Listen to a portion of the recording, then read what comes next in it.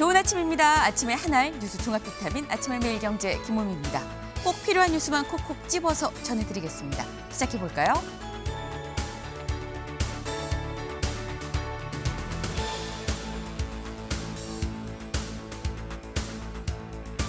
네, 경향신문 1면입니다. 재판중지법 추진 민주당 대통령실 제동이 하루 만에 철회. 네, 지금 민주당 국정안정법으로 명명을 하고 연내에 처리하겠다고 했었던 이른바 재판중지법 추진을 중단하겠다고 어제 밝혔습니다. 불과 하루 만에 완전히 입장이 바뀐 건데 그 이유 뭐냐? 여기 같이 볼까요? 강훈식 사법개혁안에서 제외를 요청을 했다. 강훈식 비서실장이 직접 와서 직접 얘기를 밝히기를 이거 우리가 제외해달라고 요청했습니다라는 거죠. 그런데 그러면서 한 얘기가 정쟁의 대통령을 끌어들이지 말아달라라고 얘기를 했다라는 거예요. 비서실장이 직접 내려와서 이런 얘기까지 한 걸 어떻게 해석을 해야 되는 거냐라는 거죠. 요 얘기 잠시 뒤에 대담으로 알아봅니다. 다음 기사 볼까요? 서울신문입니다. 곽종근, 윤, 한동훈 잡아오라며 총 쏴 죽인다고 했다라는 겁니다. 곽종근 전 이 특수전 사령관 어제 이 윤석열 전 대통령의 내란 재판에 증인으로 나왔는데 증인으로 나와서 법정 진술로 윤석열 전 대통령 이렇게 잡아와라 총 쏴 죽이겠다라고 얘기를 했다고 직접 진술을 했다라는 거죠. 네. 내가 검찰에서도 말 안 했는데 사실 그때 이렇게 얘기하지 않았습니까? 라고 얘기를 한 건데 근데 이 윤석열 전 대통령 쪽에서 뭐라고 얘기하느냐 그런 말 한 적 없다라고 또 얘기를 하고 있습니다. 대체 누구 얘기가 맞는 건지 이 얘기도 잠시 뒤에 대담으로 같이 좀 알아봅니다. 다음 기사 볼까요? 매일경제입니다. 이 대통령 국유자산 매각 전면 중단하라. 이재명 대통령 지금 현재 국유자산이 매각된 이 상황 전체자 전면적으로 다 일단 멈춤, 중단하라라고 지시를 했습니다. 이번에 국감을 거치면서 윤석열 정부 때 이 국유재산이 헐값으로 이 매각에 따른 의혹이 제기가 됐었죠. 윤 정부에서 매각 건수는 늘긴 늘었는데 이 매각 건수 하나하나를 좀 면면을 보니까 상당수가 시가 또 감정 평가액보다 상당히 좀 낮게 팔렸더라라는 겁니다. 그래서 심지어 이게 세수 부족으로까지 이어지는 거 아니냐라는 얘기까지 나왔는데 요 얘기 저희 특검 수사 영역이 더 넓어지는 건 아닌가? 라는 생각도 좀 같이 드네요. 다음 기사 보겠습니다. 조선일보입니다. 네. 개미가 끌어올린 코스피 4,200선을 돌파했다라는 소식입니다. 연일 지금 코스피가 하늘 높은 줄 모르고 계속해서 지금 신기록을 매일같이 쓰고 있습니다. 그리고 어제는 4,221.87까지 찍었다라는 거죠. 개미가 끌어올렸다라는 건데 여기 볼까요? 삼성그룹 시총. 삼성전자도 어제 11만 원이 넘었어요. 11만 1,100원까지 오르면서 삼성그룹 시총 전체는 1,000조가 처음으로 넘었다. SK하이닉스도 62만 원까지 올라갔다라는 겁니다. 근데 제목에 나와 있죠. 이렇게 다 이렇게 올라간 거 개미들이 팔자보다 사자가 더 많아서 그런 거다라는 건데 개미만 샀냐? 아닙니다. 다음 기사 볼까요? 세계일보입니다. 국민연금 주식 투자 비중 첫 50% 돌파합니다. 네. 지금 이 국민연금이 설립 이래 처음으로 주식으로 총 자산의 절반 이상을 50.1%를 주식에 투자를 했다라는 소식이에요.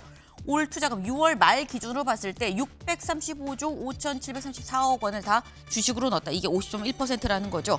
연금도 물 들어올 때 넣어야죠. 네, 기금 수익률의 급상승을 좀 기대를 해봅니다.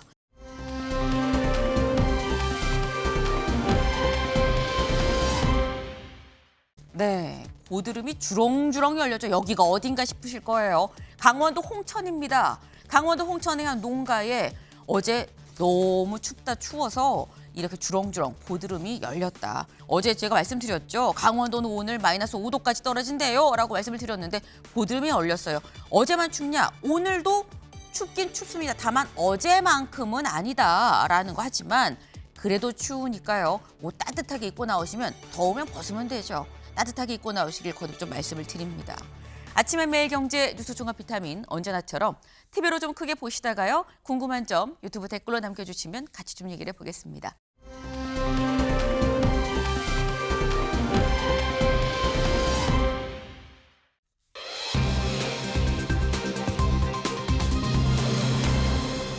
직접 제동입니다. 무슨 얘기인지 기사 같이 보시죠. 여당발 재판중지법 이 대통령이 직접 제동을 걸었다라는 소식입니다. 말씀드렸죠. 민주당 이제 국정안정법이다라고 이렇게 명명을 하고 이거 연내에 처리할 수도 있어요라고 강하게 드라이브를 전날 걸었었는데 하루 만에 이게 지금 제동이 걸렸다라는 겁니다. 박수현 대변인 얘기 직접 들어보고 오시죠. 더불어민주당은 정청래 대표 등 당 지도부의 간담회를 통하여 국정안정법의 추진에 관하여 추진하지 않기로 의견을 모았다라는 말씀을 드립니다. 지금 관세 협상과 에이펙의 성과 그리고 대국민 보고대회 등에 집중할 때라는 데 의견을 모았습니다. 네, 갑자기 왜 하루 만에 중단을 한 거야? 라는 생각이 지금 들죠. 근데 박수현 대변인 얘기 들으셨나요? 요게 그 힌트인 것 같습니다. 대통령실과도 소통을 했다라고 지금 얘기를 하죠. 실제로 대통령실에서도 이번에는 전면에 나섰습니다. 강훈식 비서실장이 직접 내려와서 얘기했거든요. 그 얘기도 들어보실까요? 재판중지법과 관련해서 대통령실의 입장을 말씀드립니다. 헌법 84조에 따라 현직 대통령에 대한 형사재판이 중지된다는 것이 다수 헌법학자의 견해입니다. 헌법상 당연히 중단되는 것이니 입법이 필요하지 않고 그래서 당의 사법개혁안 처리 대상에서 재판중지법을 제외해달라고 요청하였습니다. 대통령을 정쟁의 중심에 끌어넣지 않아주시기를 당부드립니다. 대통령실의 입장이라고 말씀해 주셨는데요. 이게 대통령의 뜻이기도 하신지. 대통령실과 대통령의 생각은 같다고 말씀드리겠습니다. 네, 강훈식 비서실장 직접 기자실로 내려와서 저렇게까지 지금 얘기를 했습니다. 근데 그럼 드는 생각이 이거죠. 김우영 의원님. 그럼 주말에 박수현 대변인이 기자간담회를 열어서 얘기를 처음에 했었거든요. 이거는 작심하고 요거 우리 드라이브 걸 겁니다 라고 얘기를 한 걸로 이해를 했었는데 하루 만에 얘기한 건 대통령실과 소통 없이 발표를 최초에 한 겁니까? 대통령실은 에이펙 등으로 인해서 네. 경주에 모든 역량을 집중할 때라. 그리고 이제 당은 국정감사를 끝내고 네. 국정감사에서 나왔던 주요한 쟁점들, 소위 이번 국감은 역대급 전투 모드였지 않습니까? 네. 야당의 공세도 그렇고 특히 법사위에서는 사법부의 개혁과 관련된 논란이 컸지 않습니까? 그런 연장선상에서 어떤 현안에 대한 입장을 박수현 대변인이 말한 게 아닌가. 그리고 그 헌법의 불소추 특권, 네. 대통령의 불소추 특권에 대한 그 사법부의 압박 내지는 국감 기간 중에 네네 그 서울 고법원장 김대웅 원장이 대통령의 재판은 이론적으로 가능하다라는 네. 표현을 썼지 않습니까? 근데 거기에 대해서 당의 입장에서는 혹여라도 그러한 사법부의 재판 재개의 가능성을 차단하기 위한 그런 시나리오 중에 하나로서 재판중지법을 검토를 해왔던 건 사실이고 네. 다만 이제 대통령으로서는 헌법상 보장된 대통령의 임기 또 불소추 특권 그런 것들이 분명한데 왜 그걸 쟁점화시키느냐 이런 의견이 차이가 있었던 것 같습니다. 지금 말씀을 들어보면 결론적으로 소통은 없었다는 말씀이신 것 같아요. 왜냐하면 대통령실은 에이펙으로 바빴고 이 여의도 당에서는 국감을 끝내고 이제 국감을 종합하는 차원에서 국감에서 나왔던 얘기를 이 갈무리에서 앞으로 어떻게 나아가겠다라는 얘기를 하는 차원에서 나왔기 때문에 양쪽에 서로 뭐 소통을 한다거나 뜻을 모아서 한쪽에서 얘기를 하고 힘을 주고 이런 취지는 아니었던 걸로 보인다라는 걸로 지금 생각이 드는데 근데 일단 이번 이 하루 만에 정말 한 24시간여 만에 중단 선언이 나온 게 좀 뜻밖이었던 이유가 불과 저 중단 선언이 나오기 몇 시간 전에도 박수현 대변인이 SNS에 뭐라고 올렸느냐 같이 볼까요? 이런 글을 올렸습니다. 민주당의 국정안정법 처리는 정당 방위입니다. 국민의힘 기다렸다는 듯 연일 불을 떼고 있는데 이런 상황에서 민주당이 가만히 있을 수 있습니까? 도둑이 들어 설치는데 바람 안 불 주인이 어디 있습니까? 라고 어제 오전 6시 52분 어제 아침에만 해도 오전 한 7시 전쯤 요쯤에 이렇게 글을 올렸는데 그리고 난 다음에 아까 본 건 어제 오전 한 11시 30분쯤에서 얘기를 한 거거든요. 불과 한 뭐 4시간, 5시간여 만에 입장이 완전히 바뀌었다라는 거예요. 그럼 대체 어떻게 된 건 시간 순으로 좀 살짝 볼까요? 이겁니다. 처음에 추진하겠다라고 얘기가 나온 건 2일 오전 11시 30분이었었어요. 그때 이거 국정안정법으로 명명하고 이달 안에 처리도 이달 말에 처리도 가능합니다라고 얘기를 했었었는데 어제 조금 전에 본 이 새벽 6시 50분쯤에 이 글이 올라왔죠. 이거는 정당방위입니다. 추진할 거다라는 취지의 얘기예요. 그런데 살짝 지나고 오전 9시 30분에 비공개 최고위에서 실익이 없다라는 결론. 그리고 오전 11시 40분에 약 한 24시간 만에 박 대변인이 긴급 회견을 통해서 이거 추진하지 않기로 했습니다. 라고 얘기를 했다라는 겁니다. 그 뒤에 강유정 대변인, 강훈식 비서실장까지 직접 내려와서 이거는 안 합니다. 라고 얘기를 했다라는 건데 여기 사이에 여기 지금 나와 있죠. 오전 그럼 요 사이에 대체 무슨 일이 있었느냐? SNS에 글을 올리고 실제 긴급 기자회견을 하기 전까지 뭐가 있었느냐? 대통령실 정무라인이 민주당 지도부의 대통령은 이거 하지 말자는 생각입니다. 라고 전달을 했다라는 거예요. 여기서 말한 정무라인 추측컨대 우상호 정무수석인 걸로 보이죠. 지도부는 정청래 대표가 아니겠느냐라는 건데 유이동 의원님. 네. 이게 커뮤니케이션 오류냐? 과잉 충성이냐? 혹은 오늘 조간에선 이렇게 표현을 했더라고요. 뭐 자기 정치인 정청래 대표의 자기 정치냐? 뭐라고 보십니까? 그 지금 언급 주신 세 가지 내용들이 다 복합적으로 다 들어있다. 얽혀져 있는 것으로 보이는데요. 네. 지금 민주당에서 이 법을 국정안정법이라고 칭하고 있지 않습니까? 네. 그러니까 이게 국정을 안정시키기 위해서는 여당과 대통령실이 찰떡 호흡이 있었어야 되는데 지금 대통령실에서 저런 요구가 오기 10분 전에도 수석 대변인은 이 법을 추진해야 되겠다라는 이야기를 했었으니까 국정 안정만큼 더 중요한 건 없다는 생각을 가졌던 분들인데 실제로 국정 안정에는 별로 관심이 없었던 것이 아닌가 이런 생각이 들고 또 하나는 이게 이런 법을 추진하는 것이 뭐 저희가 아침에 일어나서 오늘 점심 뭐 먹을까? 김치찌개 먹을까? 된장찌개 먹을까? 김치찌개 먹으려고 했다가 오늘 날씨가 좀 그러니까 곰탕을 먹어야 되겠다. 이렇게 간단하게 메뉴를 바꾸는 정도가 아니지 않습니까? 그런데 이것을 대통령실하고 논의를 안 했다. 이게 좀 이상하고요. 두 번째로는 왜 번번이 대통령이 중요한 행사를 앞두고 국민들께 자신의 업적을 좀 자랑하려고 하는 시기마다 이런 일이 계속 반복되느냐. 이게 한두 차례가 아니라 그게 좀 이상하고 또 하나는 사실은 원내에 관련된 일이기 때문에 이것은 원내대표가 모습을 보여야 되거든요. 근데 원내대표가 모습이 보이지 않고 계속 당대표가 주도를 한다는 것이죠. 아하. 이게 기본적으로 국회에 경험이 있었던 저로서는 조금 쉽게 이해가 가지 않는 좀 이상한 모양의 네. 지금 여당과 대통령실의 관계다. 특히 방금 전에 에이펙 때문에 대통령께서 많이 바쁘셨다. 네. 그래서 충분히 상의할 시간이 없었다라고 하면 이게 뭐 촌각을 낮추는 법안도 아니었기 때문에 일요일 날 마치시고 월요일 날 찾아뵙고 말씀을 드려도 되는 걸 거고요. 아하. 뭐 월말까지 이 법을 통과시킬 거라면 지금 민주당은 절대 다수의 의석을 갖고 있기 때문에 하루 이틀, 일주일, 2주일 늦는다고 해서 이 법안 통과에 문제가 생기는 게 아니거든요.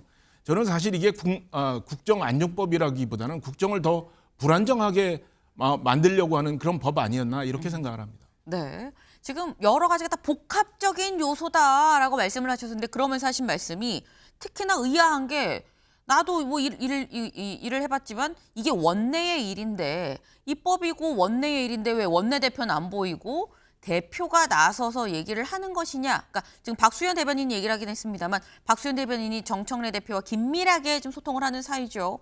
그래서 박수현 대변인, 그러니까 왜 정청래 대표가 얘기를 하는 거냐라고 지적을 하셨어요. 그 정청래 대표 체제는 전방위적으로 이제 최전방 압박, 네. 그 내란 종식에 대한 엄청난 그 집착력을 가지고 있거든요. 그렇지 않습니까? 이게 이제 강훈식 비서실장의 얘기를 잘 들어보면 네.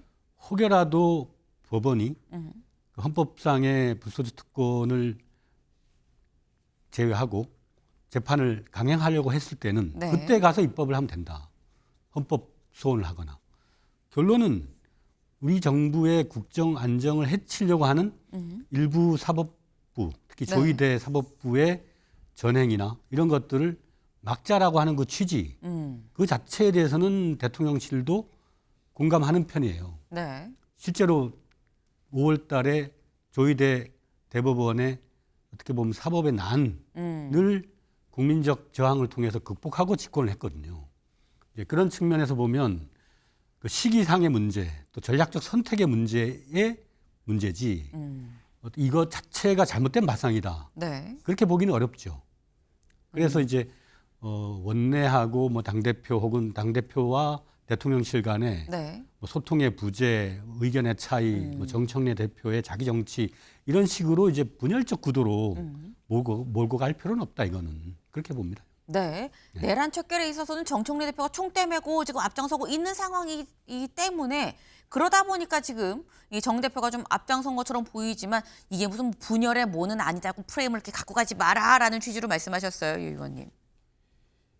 방금 말씀 주신 내용이 전방위적으로 정청래 대표가 야당도 또 법원도 압박하고 있다라고 하는데 결과론적으로는 지금 이게 야당과 법원을 압박하는 게 아니라 대통령실을 압박하는 상황이라고 저는 생각을 하거든요.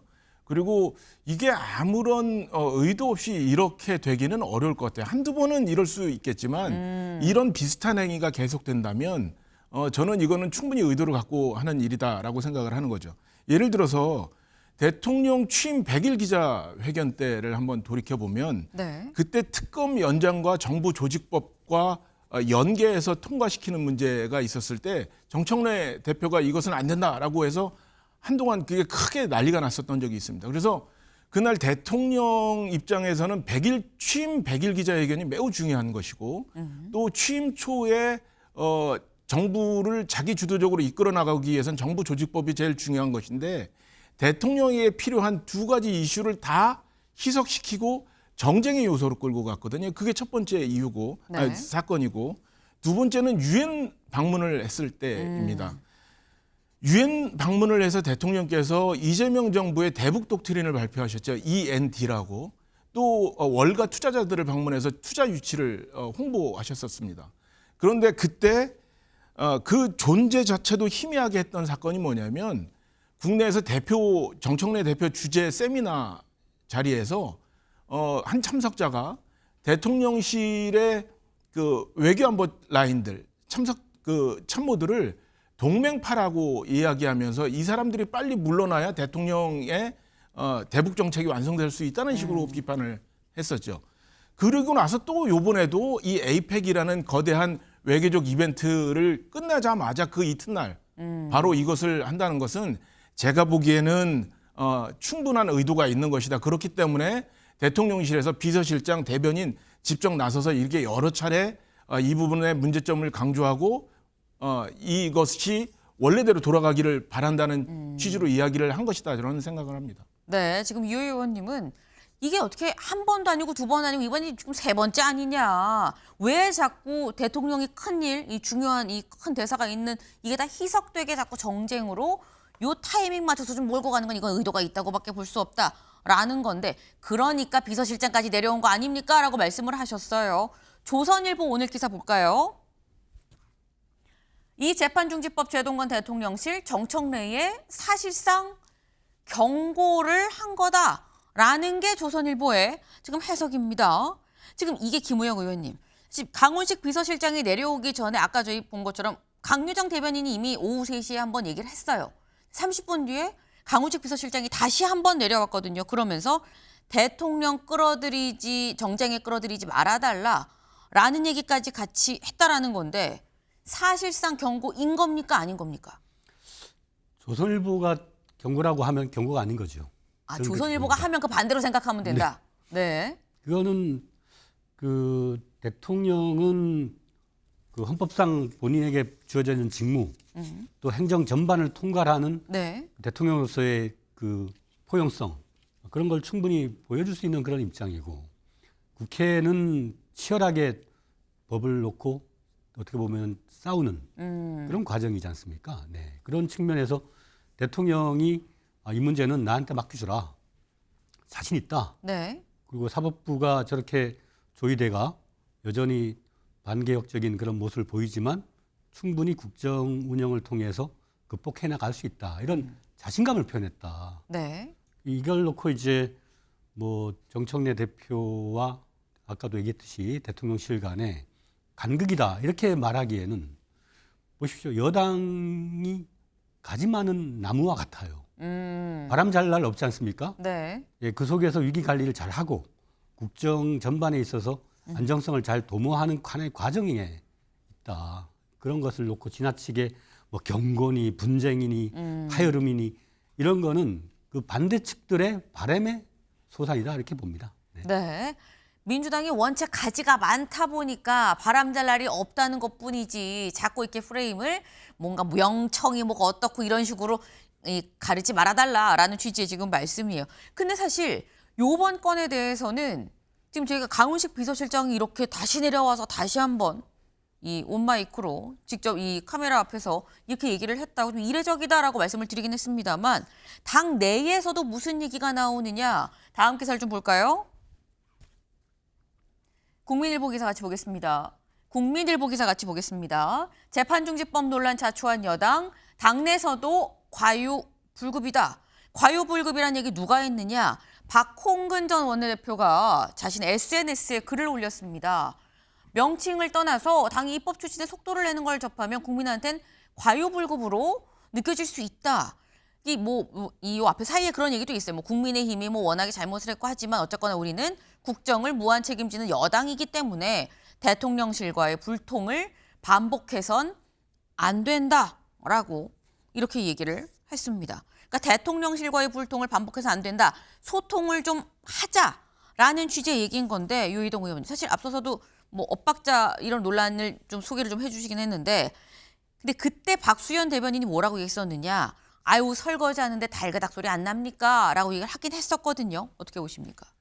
그 박수현 대변인께서 말씀하신 설거지론도 그렇고 네. 방금 의원님께서 말씀하신 가지 잘 많은 나르네. 나무 바람 잘 날 없다는 말씀도 그렇고 다 같은 맥락에서 이해를 하게 되는데 사실 지금 민주당은 여당이고요. 정청래 당대표가 가지는 아니지 않습니까? 그리고 이재명 대통령이 그 당의 뿌리이겠죠. 여당 입장에서는. 네. 그리고 굵은 기둥 같은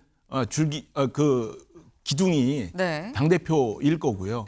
그런데 그 뿌리와 기둥이 맞부딪혀서 불협화음이 나고 있다는 것을 지금 원내에 있는 다선 의원이신 박홍근 의원도 말씀을 하시는 거기 때문에 저는 이것은 그냥 가볍게 볼 문제가 아니다라는 생각이 있고 또 이 뭐 앞서 그 조선일보 기사 제목을 그렇게 오늘 조선일보를 발췌를 해서 그렇지 네. 도화 신문들의 오늘 그 흐름을 보면 다 이것은 일종의 경고라는 메시지거든요.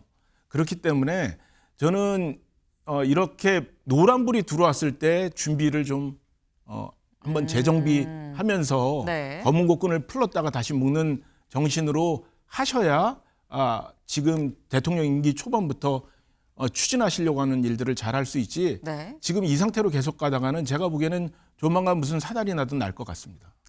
지금 약간 무서운 말씀도 아니에요. 조만간 사달이 나도 뭐가 난다라고 지금 말씀하셨어요.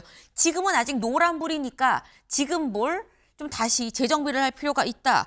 정청래 대표가 어디 가지냐. 기둥이면 기둥이지라고 지금 말씀을 하셨는데 근데 어쨌거나 지금 뭐 이 내부에서 뭐 과유불급이다. 뭐 불통 더 이상 반복하면 안 된다. 이런 얘기가 나오는 가운데 저희가 지금 주목을 했었던 재판중지법, 국정안정법 이건 일단 어쨌든 멈추기로 하긴 한 거죠.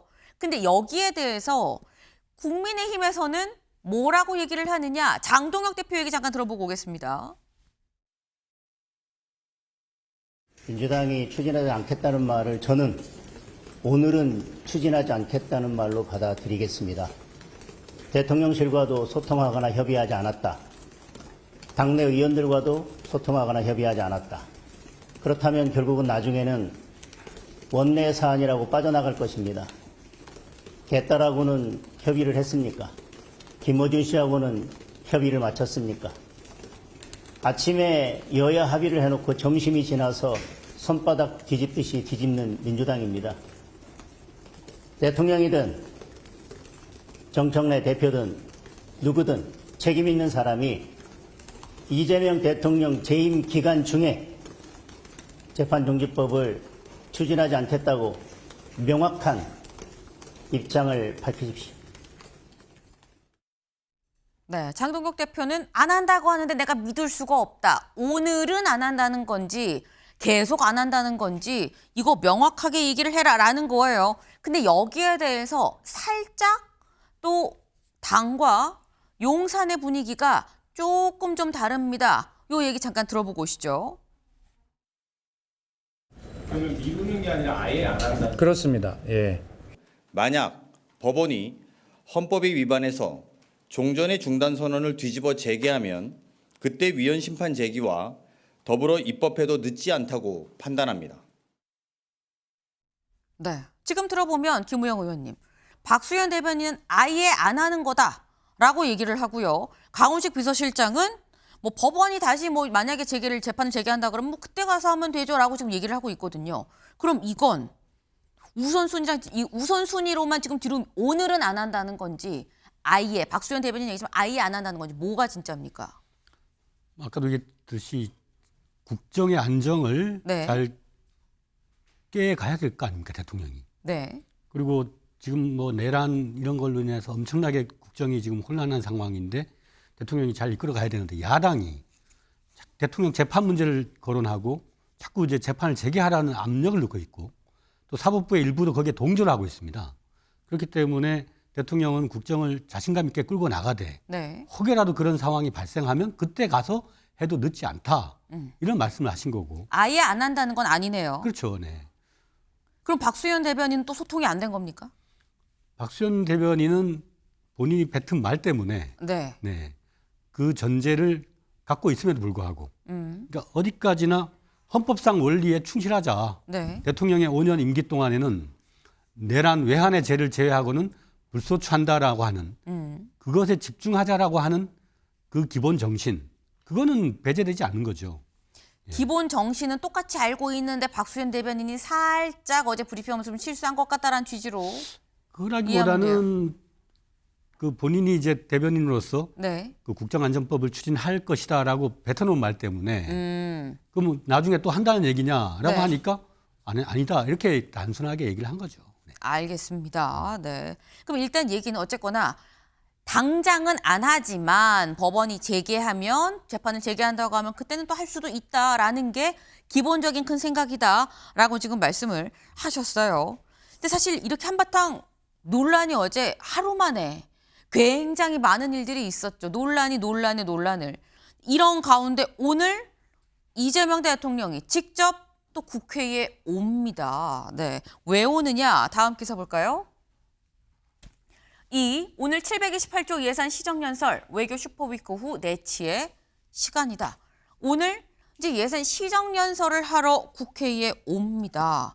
근데 국회에 오는데 그럼 이렇게 되면 김우영 의원님 원래 시정연설 하기 전에 당 지도부랑 만나거든요. 물론 당 지도부를 만나고 여야를 다 만날지 뭐 아니면 그냥 처음부터 여야를 만날지는 알 수 없는 거긴 합니다만 이렇게 되면 정청래 대표와 이재명 대통령 오늘 분위기가 어떨 것이냐라는 거죠.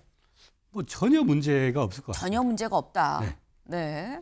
아니 대통령이 무슨 그 재판을 받아야 된다라고 여당에서 쿠데타를 한 것도 아니고 네. 네, 대통령의 국정을 뒷받침하기 위한 여러 가지 법적인 그런 검토를 한 것이 예, 뭐 대통령하고 무슨 마찰이 되겠습니까?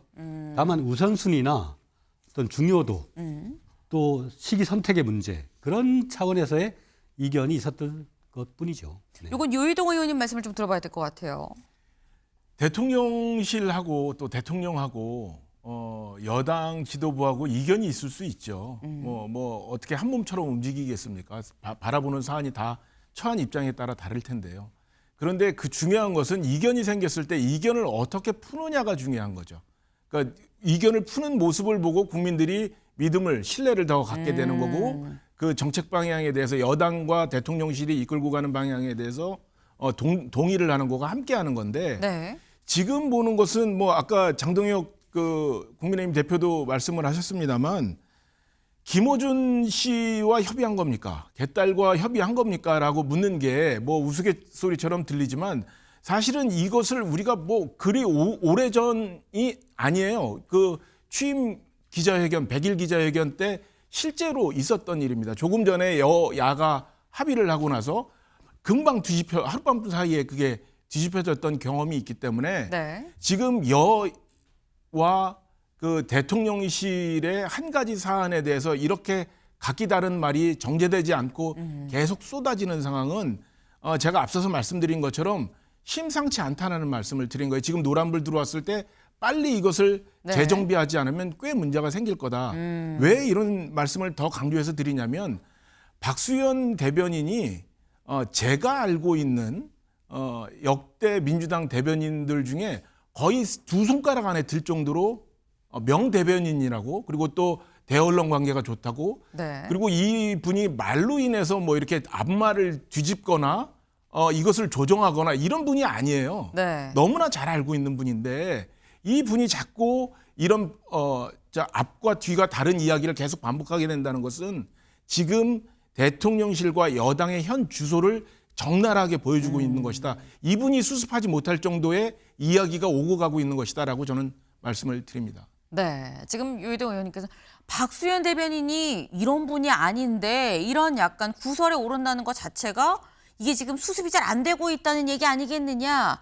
그러니 요게 오늘 이 시정연설로 이재명 대통령이 직접 국회에 와서 정청래 대표를 만나서 어떻게 이 상황을 잘 수습을 하고 얘기를 이어갈 수 있는지 여부를 아마 국민들이 잘 지켜보고 있을 거다. 오늘 잘해야 됩니다. 라는 취지의 말씀을 지금 하셨어요. 근데 여기서 드는 생각이 요게 하나 있죠. 오늘 이재명 대통령 국회에 오는데 요 의원님, 네. 국민의힘은 어떻게 맞이하는 겁니까? 글쎄요, 지금 그 당 일각에서 나오는 이야기는 뭐 보이콧 이야기도 나오고 그러는 것 같더라고요. 네. 근데 저는 그 대통령 시정연설에는 꼭 참석하는 게 좋겠다.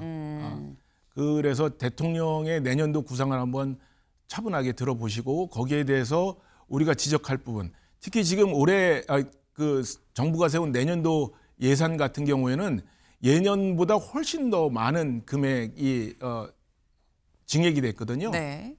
근데 저기에는 충분히 선심성 예산도 있을 거고 국가의 가장 기본이 되는 재정 안정을 해친다고 저희가 바라보고 있는 사안들도 있을 거라서 물론 예산 심의 기간 동안에 그것을 차분히 밝혀내겠습니다만 시정연설에서 그 방향과 취지에 대한 이해도 함께 했으면 좋겠다라는 개인적인 생각을 갖고 있습니다. 네. 사실 이재명 대통령 오늘 국회에 와서 하고 싶은 얘기가 굉장히 많을 겁니다. 일단 에이펙에 대한 성과도 좀 얘기를 해야 될 것이고 후속 입법에 대한 것도 여야 없이 다 좀 요청을 해야 되는 지금 그런 상황인데 바로 전날 재판중지법으로 뭔가 당정대 이 엇박자 뭐 이런 취지의 지금 논란이 불거진 상황에서 아마도 이재명 대통령 국회 갈 준비하면서 지금 굉장히 생각이 많지 않겠나라는 생각을 좀 해봅니다. 다음으로 넘어가 볼까요?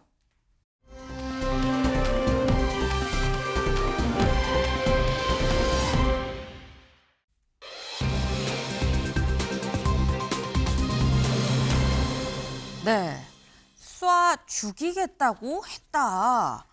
키워드 자체가 상당히 좀 살벌한 감이 없지 않아 있습니다. 기사 같이 보시죠. 윤, 계엄 2달 전 한동훈 잡아와라 총으로 쏴 죽이겠다고 말을 했다라는 겁니다. 네. 윤석열 전 대통령의 내란 재판 어제 있었죠. 요즘엔 윤 전 대통령도 계속해서 재판에 지금 출석을 하고 있어요.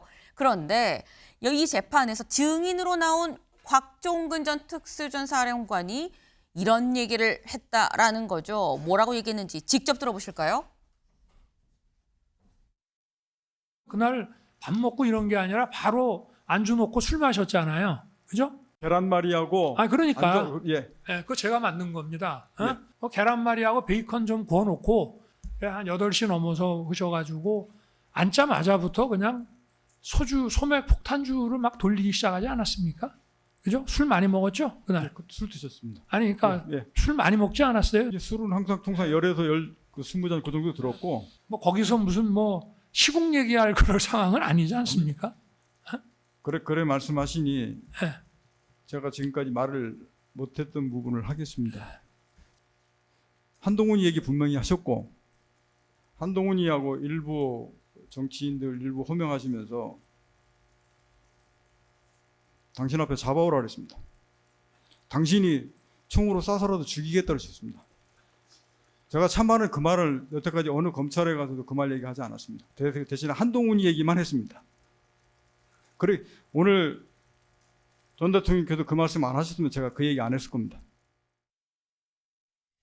네, 곽종근 전 사령관, 제가 말을 안 하려고 했는데 자꾸 저한테 그리 말씀하시니 제가 좀 입을 열어봅니다. 란 퀴즈로 얘기하면서 뭐라고 얘기했는지 이렇게 얘기했다라는 거죠. 그때 뭐라고 하셨습니까?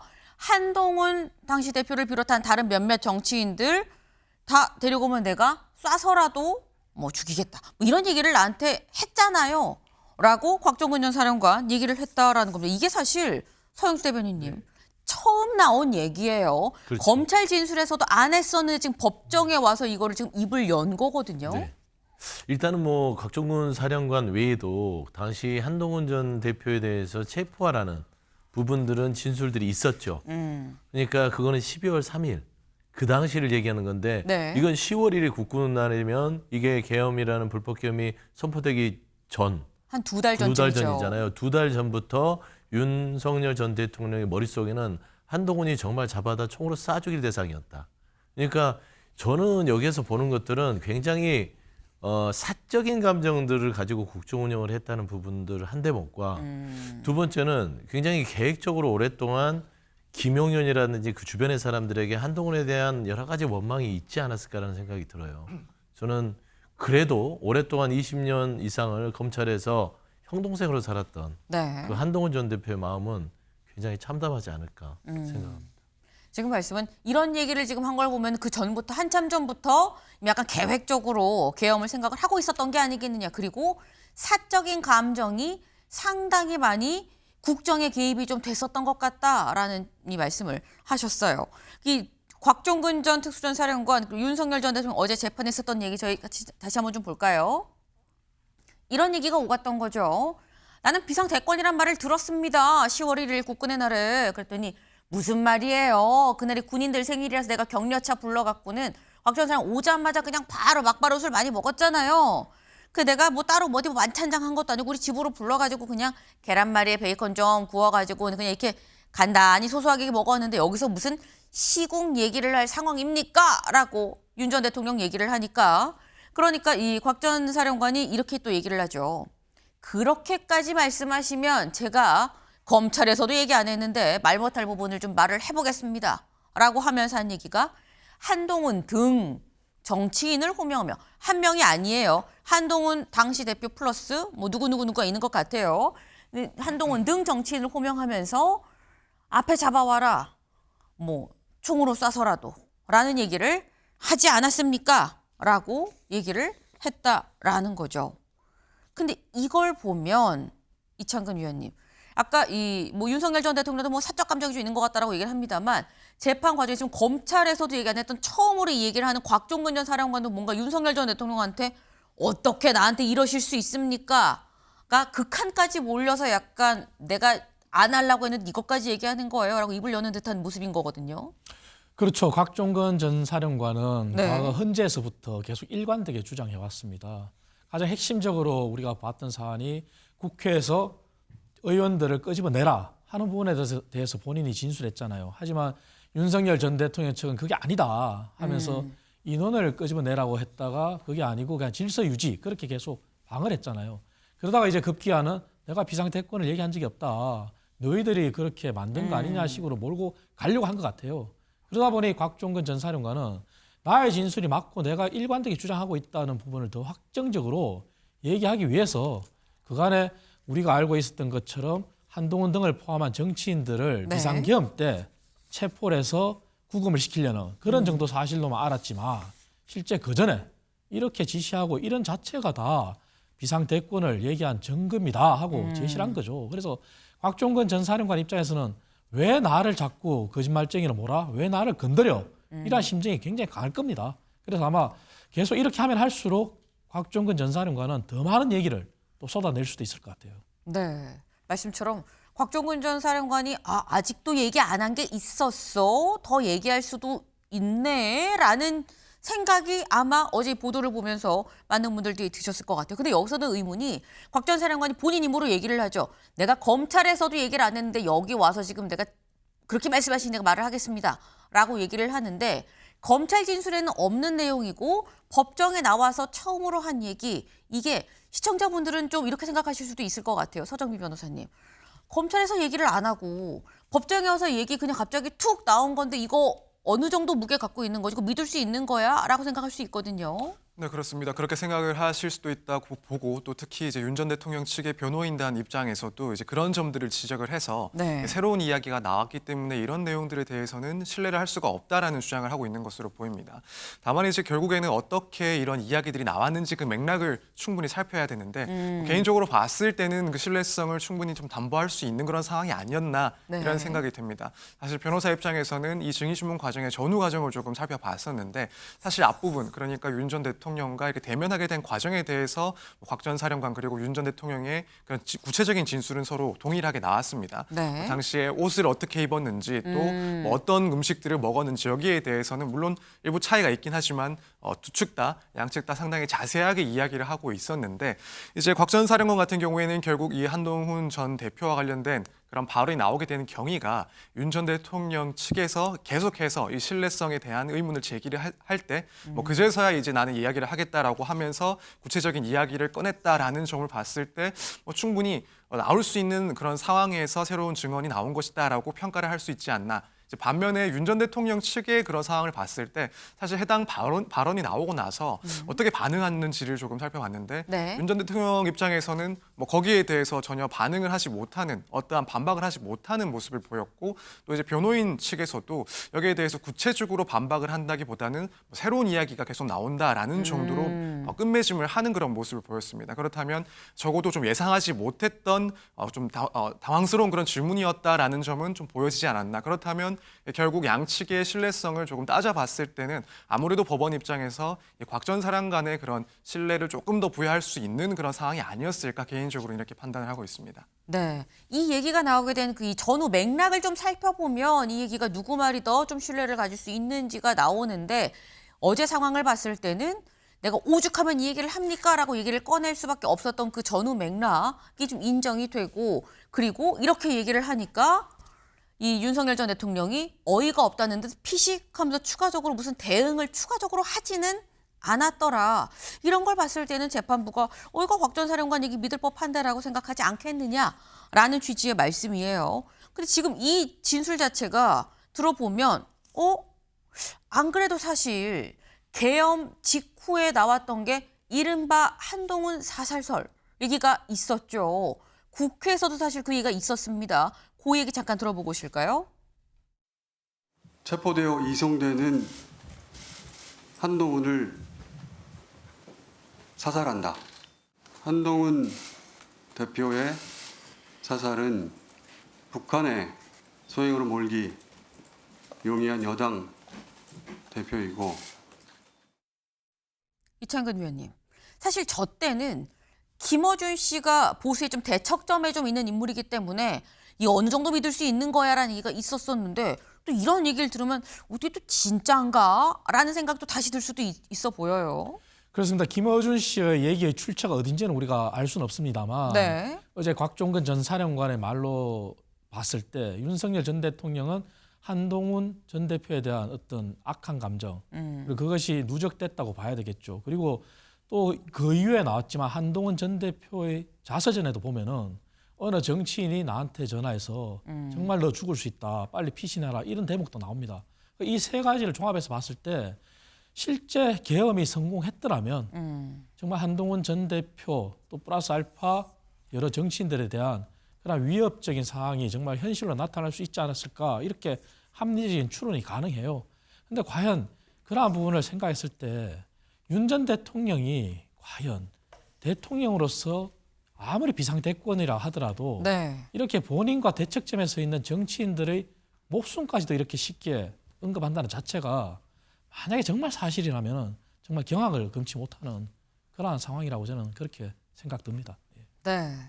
지금 이게 만약에 맞다고 한다면 뭐 누구 말이 진짜인지 아직은 뭐 명확하게 결론이 나진 않습니다. 일단 법정 증언이 좀 나왔다라는 정도로 알 수 있을 것 같은데 이 얘기를 지금 들어보니까 그때 김어준 씨가 얘기했던 것까지 뭔가 다 맞아 떨어지는 거야라는 얘기가 지금 다시 나올 수 있다라는 거죠. 사실 듣는 우리도 놀라운데 그럼 당사자인 한동훈 전 대표는 얼마나 좀 놀랬을까라는 거죠. 한국일보 기사 같이 볼까요? 한동훈, 김 여사 단속 비공개로 요청하던 때다. 참담하다라는 심경을 자신의 SNS에 올렸습니다. SNS 내용 자세히 좀 볼까요? 이렇게 올렸습니다. 그때 지금 곽종근 전 사령관이 얘기한 바로 그때 10월 1일은 당과 정부의 성공을 위해서 윤석열 전 대통령한테 의료사태 해결, 김 여사 비선 단속, 김 여사에 대한 민심을 반영한 특별 감찰관 임명을 내가 비공개로 요청을 했을 때입니다. 비공개로 요청을 했다는 얘기는 내가 대외적으로 뭐 이렇고 저렇고 얘기를 하던 그런 것도 아니고 뒤에서 좀 이거 좀 이렇게 하시죠 라고 좀 쓴소리를 조용히 건넸을 그런 때다. 근데 그런 나를 두고 이런 얘기까지 했느냐라는 거예요.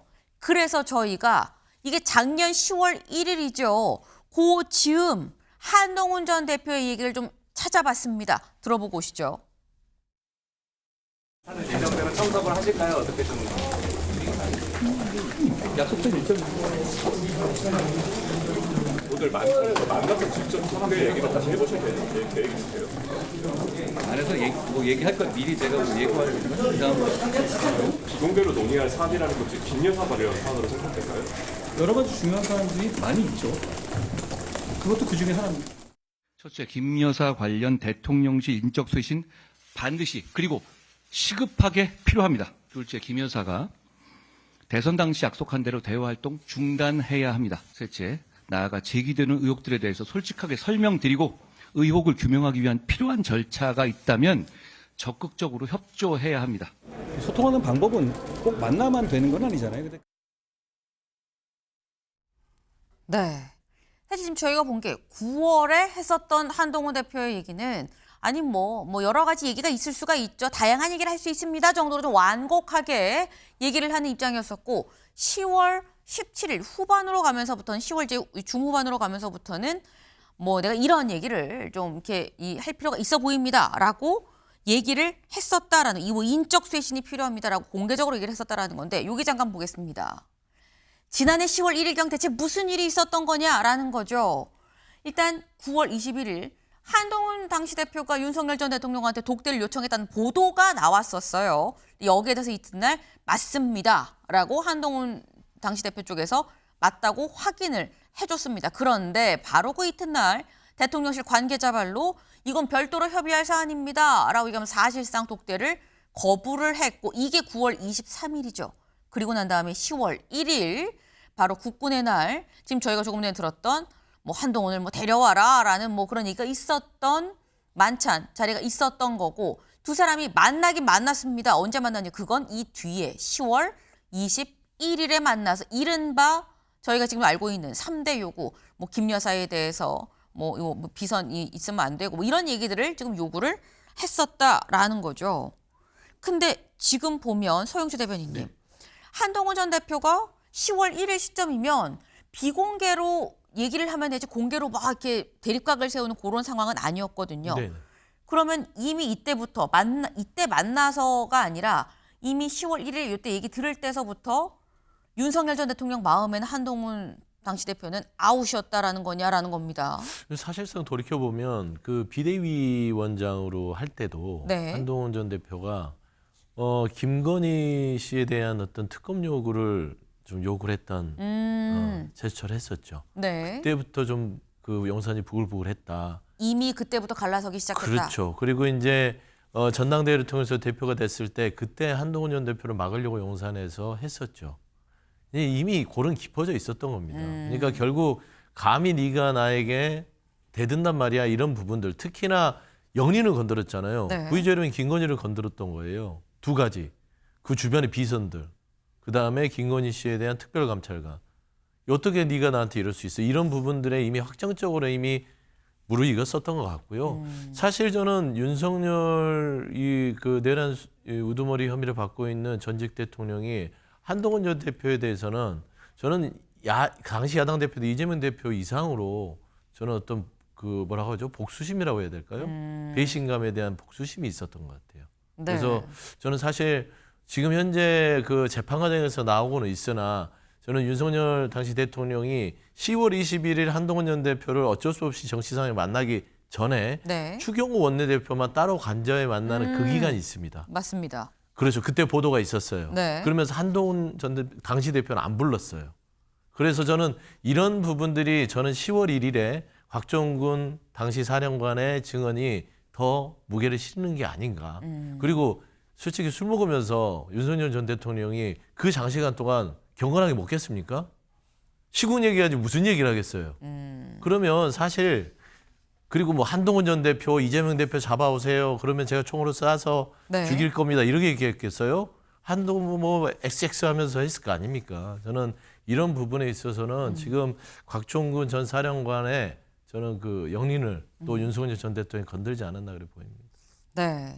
근데 사실 이런 얘기들 아무래도 곽종군 전 사령관의 얘기가 좀 더 믿음이 간다, 신뢰가 간다 이런저런 정황을 좀 봐라라고 좀 말씀을 하셨는데 윤석열 전 대통령 측 변호인단은 어제 따로 입장을 냈습니다. 뭐라고 얘기를 했느냐 직접 들어보실까요?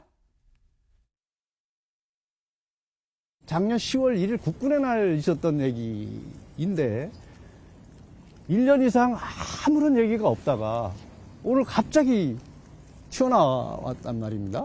그래서 저희 입장에서는 믿을 수도 없고 만약에 100번 양보해서 그런 얘기 있었다 하더라도 곽종군 사령관이 얘기했듯이 계속 어떤 시국의 어떤 애로사항 뭐 이런 걸 얘기하는 과정에서 뭐 푸념처럼 얘기할 한 것 이상의 의미가 있을 수 없다. 완전히 뜬금포라는 얘기죠. 네. 100번 양보해서 했다고 해도 푸념이지 않았겠느냐라고 또 얘기를 지금 해요. 근데 그러면 여기서 드는 생각이 서정민 변호사님.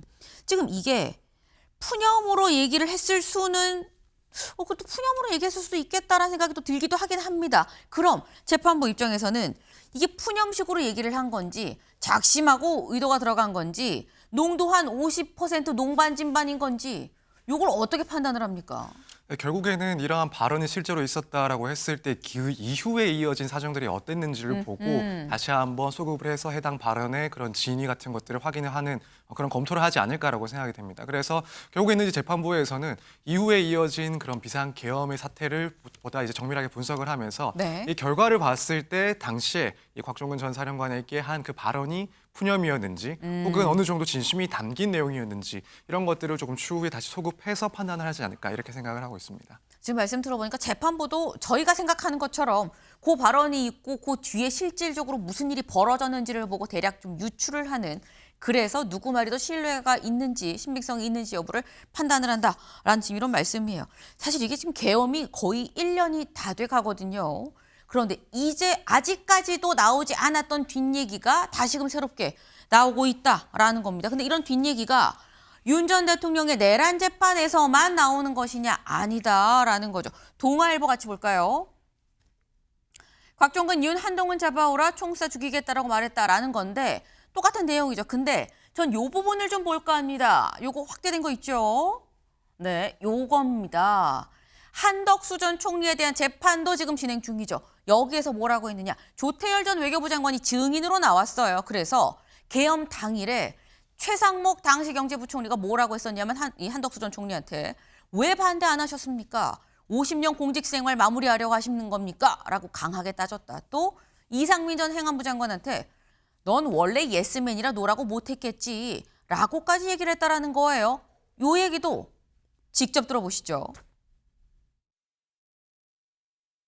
그 증인은 최상목 전 장관이 피고인에게 왜 반대를 안 하셨습니까? 50년 공직 생활 이렇게 마무리하려고 그러십니까? 라고 말하는 것을 들었다라고 진술하셨는데 맞습니까? 제 표현이 상당히 강해서 이 양반 굉장히 세게 얘기하네 뭐 그런 느낌을 가지면서 제가 들었기 때문에 기억을 하고 있습니다. 피고인이 최상목 전 장관의 말을 듣고 어떤 말을 하던가요? 그러고 나서 바로 왜 내가 반대를 안 해요? 반대했습니다. 그렇게 그런 요지의 반박 답변을 하신 것으로 제가 기억을 합니다.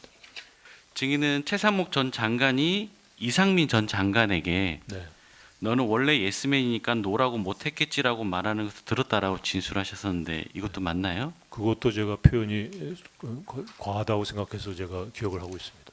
그럼 이상민 전 장관은 최상목 전 장관의 말을 듣고 어떤 말을 하던가요? 뭐 그냥 그 민망한 표정으로 뭐 이렇게 별 말을 한 그 워딩은 제가 기억이 안 나고요. 뻘쭘한 표정, 민망한 표정으로 반응했던 것으로 생각합니다. 네, 조태열 전 외교부 장관 굉장히 자세하고 구체적으로 또 얘기를 합니다. 이렇게 얘기했다는 거죠. 그러니까 최상목 경제부총리가 한덕수 총리한테 한덕수 총리보다 미치잖아요. 경제부총리니까. 그런데 50년 공직생활 마무리하려고 그랬습니까? 라고까지 얘기를 했고요. 이상민 행안부 장관한테도 원래 예스맨이라 노라고 못했겠지라고 하면서 얘기를 했다라는 거예요. 근데 이걸 들어보면 이건 이창근 위원님 굉장히 당시에 이게 직접 들어본 본 사람 입장에선 아마 신랄하게 얘기를 했겠거니라는 추측이 가능해 보입니다. 그렇습니다. 최상목 전 경제부총리 같은 경우는 네. 저도 과거 청와대에서 함께 근무한 경험이 있습니다. 그분의 성품이나 어떤 성격을 봤을 때는 저런 얘기를 충분히 했을 걸로 저는 짐작을 합니다. 그리고 이때까지 언론에 나온 얘기와 이번에 조태열 전 장관의 새로운 진술을 종합해 봤을 때 한덕수 전 총리는 사실은 본인이 처음부터 반대를 했다고 주장했는데 네. 그 반대가 소극적 반대고 오히려 더 가담했는 걸로 그렇게 증거가 다 나왔지 않습니까? 그것이 CCTV에서 증명이 됐고요. 그리고 이상민 전 장관 같은 경우는 처음부터 반대가 없었던 내란의 정말 주요 임무 종사자로서 역할을 한 걸로 나왔고 다만 최상목 전 경제부총리 같은 경우도 현재 계속 조사를 받고 있고 네. 하고 있지만 본인은 계속 줄곧 반대를 했단 말이에요. 그런데 단 한 가지 본인이 비상계엄과 관련한 문건을 받았냐 안 받았냐에 대해서 진술이 좀 엇갈린 부분이 있는데 그런 걸 차지하더라도 아마 최상목 전 경제부총리는 충분히 한덕수 전 총리나 이상민 전 장관한테 저런 얘기를 저는 했을 거라 저는 확신을 하고요. 네. 다만 한덕수 전 총리의 반응이 저는 너무나 아쉬운 것이 본인이 반대를 했다고 하지만 그거는 사실 윤 전 대통령과 본인의 두 사람 간의 얘기밖에 안 돼요. 거기에는 아무도 없었잖아요. 거기에서 본인을 반대를 했다고 아무리 주장한들 그걸 네. 믿을 국민이 누가 있겠습니까? 그렇다면은 한덕수 전 총리가 지금이라도 이제 재판을 불구속 상태에서 받고 있지만 모든 것을 실체적인 진실을 더 털어놔야 된다. 그것이 지금 나머지 공직자들도 한덕수 전 총리가 함께 고생한 동료로서 보호하는 길이다. 저는 이 말씀을 꼭 드리고 싶어요. 네. 지금 말씀처럼 한덕수 전 총리 지금 불구속 상태로 지금 재판을 받고 있죠. 그런데 서 변호사님, 사실 지금 조태열 전 외교부 장관의 얘기를 들어보면 굉장히 좀 구체적으로 얘기를 물론 이 말이 어느 정도의 신빙성을 갖고 재판에서 받아들여졌는지는 봐야 되는 거긴 합니다만 굉장히 좀 구체적인 부분이 분명히 있어요. 근데 그렇다고 하면 한덕수 전 총리는 혹시 이런 경우도 있나요? 재판 중에 불구속이 구속영장이 청구돼 다시 구속이 되는 사례도 있을 수 있는 겁니까? 일단 가능은 합니다. 예컨대 네. 뭐 재판에 불출석을 한다는 등의 그런 앞으로의 재판에 상당히 지연이나 혹은 우려가 발생할 경우에는 네. 법정에서도 법원에서도 직접 구속영장을 발부를 할 수가 있습니다. 물론 이제 그런 상황이 발생했을 때 특검 측에서는 뭐 영장을 직접 청구하는 것은 아니지만 법원에다가 구속 요구를 촉구하는 그런 방식도 채택을 할 수가 있고요. 그래서 뭐 지금까지 상황에서는 사실 그런 상황이 발생할 것이다라고 보여지지는 않지만 일단 이론적으로는 충분히 법원에서도 이 구인을 해서 구속을 할 수도 있다 이렇게 말씀드릴 수 있습니다. 네, 뭔가 정말 이 획기적인 그런 증언이 나왔다고 해서 그래서 뭐 불구속이 구속으로 바뀌는 건 아니지만 다만 뭐 협조를 안 한다던가 이런 경우에는 중간에 좀 구속이 되는 경우도 있을 수도 있다라는 지금 그런 말씀을 하셨어요. 근데 한덕수 전 총리는 구속영장이 이미 기각이 돼서 말씀처럼 불구속 상태로 지금 재판을 받고 있죠. 그런데 이번엔 이 사람한테 구속영장이 청구가 됐습니다. 누구냐? 기사 같이 볼까요? 내란 특검 추경호 전 원내대표에 대해서 구속영장이 청구가 됐다라는 거죠. 왜? 여기 볼까요? 계엄 해제를 방해했다. 범죄의 중대성을 고려하면 이건 구속을 해야 됩니다. 라고 얘기하면서 구속영장을 청구했다라는 거예요. 네. 사실 내란 특검으로서는 처음으로 현역 의원에 대한 구속영장 청구죠. 권성동 의원이 구속이 됐긴 합니다만 여긴 김건희 특검이거든요. 그런데 내란 특검에서 이번에 추경호 전 원내대표한테 구속영장을 청구했다라는 건데 요거 서 변호사님 구속 가능성 얼마나 된다고 보십니까? 저는 개인적으로는 구속이 상당히 좀 쉽지는 않을 것이다라고 아하. 생각을 하고 있습니다. 네. 일단 뭐 보통의 경우에는 사실 이 특검이나 검찰에서 구속영장을 청구했다라는 것은 해당 혐의점에 대해서 상당 부분 입증을 했다라고 이제 자신감을 갖고 있는 사항이라고 평가를 할 수가 있기 때문에 일반적인 경우에는 뭐 영장을 청구한 것만으로도 상당 부분 소명이 되지 않았을까 이렇게 생각을 할 수가 있습니다. 다만 이제 지금 이 특검의 사건들을 좀 개별적으로 봐야 되지 않나. 그리고 지금 추경호 전 대표 같은 경우에는 그 혐의를 입증하는 것이 쉽지는 않은 그런 사건이라고 보고 있습니다. 특히나 이제 그런 고의나 인식 여부를 조금 따져봐야 되는데 이런 것들이 이제 지금까지 나온 정황만으로는 명확하게 조금 밝혀지기 어려운 부분들이 있다라고 생각이 들고 그렇다면 특검에서는 이제 범죄가 충분히 혐의가 소명이 됐다라는 것보다도 네. 이 사안의 중대성을 더 고려를 했기 때문에 일단 영장을 청구한 것이 아닌가. 사실 내란 주요 임무 종사자들에 대해서는 하나같이 다 영장을 청구를 했습니다. 결국에는 이제 사안 자체가 워낙 중대하니까 네. 이 재판을 앞두고 불구속 상태에서 기소를 하는 것은 상당히 조금 그 중대성을 비춰봤을 때는 타당하지 않고 일단은 영장을 청구를 하고 뭐 그 결과에 따라서 구속이냐 불구속이냐 이 상태에서 재판을 계속하겠다 이런 의중이 상당히 좀 반영이 된 그런 영장 청구가 아니었을까 이렇게 생각이 됩니다. 네. 검찰 입장에서 일단 프로토콜상 지금쯤 이 어쨌거나 구속영장을 청구를 하고 그 다음에 이제 기소 단계로 좀 넘어가는 이 프로토콜이 있기 때문에 한 거긴 한데 근데 구속 여부는 좀 더 지켜볼 필요가 좀 있긴 있어 보인다라는 말씀을 하셨어요. 네. 실제로 이게 이 국회로 넘어와서 이게 체포동의안의 이 표결 처리까지 좀 이뤄지고 그리고 난 다음에 또 가긴 할 텐데 요 과정에서 실제 결과가 어떻게 나올지는 좀 지켜봐야 될 것 같습니다.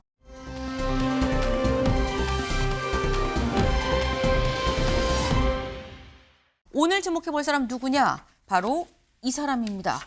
네, 누구냐? 조원철 법제처장이죠. 왜 나왔느냐? 이 대통령 대장동 혐의 너무 황당합니다. 조원철 법제처장 또 부적절한 주장을 했다라는 게 오늘 한겨레의 기사예요. 조원철 법제처장이 어제 한 유튜브에 출연을 했습니다. 여기서 뭐라고 했느냐 같이 볼까요? 이 대통령 대장동 일당과 한 번도 만난 적도 없고 뇌물을 받은 적도 없는데 수백억 원의 뇌물이나 지분을 받기로 했다는 주장 자체가 너무 황당합니다. 라고 얘기를 했다라는 거죠.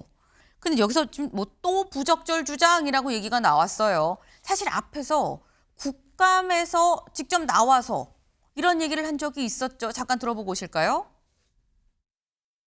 예, 그 이재명 대통령이 그 범죄를 저질렀다는 건 전혀 동의하지 않습니다. 범죄가 아니에요? 그렇습니다. 다 무죄입니다.